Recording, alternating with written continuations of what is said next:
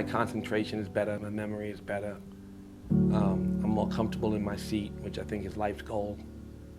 Meditation has been a great help to me in so many ways. It basically is the core of my existence. You know, that freedom that you get from meditation is the kind of consciousness you want to operate from.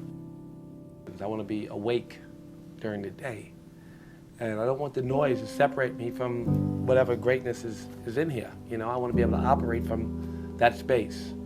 Be awake while you work, you know, and you want to have your head on straight. And meditation is the basis from which you can really attract things, but also when you're awake, something's there, you just go get it. If you have noise in your head, you can't go get it. So you want to be awake. You want to be able to get what you imagine. Imagination is good for you. You imagine something, and you calmly go out and get it. You know, and meditation gives you that. You know, it's almost like magic. You know, when you are awake, things become easier. We want, from a practical standpoint, you know, you just want to be awake. You know, and you want to be able to operate from that state, awakened state. And meditation gives you that. Meditation promotes gratefulness. You want to be grateful. You want to operate from a grateful space. It allows you to, you know, the person who is grateful is really attractive. It allows you to be a good giver. And again, good givers are great getters. What is it like to be present? You know, you want the world to move slow. You want to be able to see. When you're driving, you want to drive by the flowers. You want to see the flowers. You can't do nothing. You can't create anything. You can't be happy even. You can't do anything except the noise disappears for the moments you can see what's beautiful. A good joke makes you present. A good song makes you present. Meditation helps you to keep that presence, or actually understand. It teaches you and your brain to actually operate from that presence. Not that you're shocked, you understand it better. You become it when you meditate. So that's why we meditate, so we can really, you know, see what's in front of us. Quiet time is important for kids because they got so much noise going on and so much, you know, the bullies and the pressure and you know, meditate's, it's all nothing. Let me go do this. Let me go to work. Let me concentrate. Let me understand what they're teaching me. Let me be awake. You can't learn nothing if your brain is running, if you got a lot of stuff in your brain. So the thoughts have to settle so you can learn. They have to settle for you to learn. They have to settle for you to like get an idea in your head. You have to have a settled mind. And meditation is the process of settling the mind. Stillness is critical for young people. More often than not, it's the lack of stillness that separates a kid from a good education. And it's something we have to give kids. It's critical. They got to get it.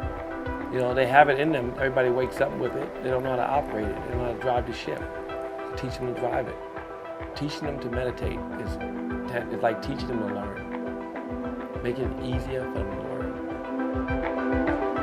I think that kids are growing up in a world that's full of stress. It's full of anxiety everywhere. There's this pressure to succeed. There's this overemphasis on things on the outside. There's a de-emphasis on the things on the inside.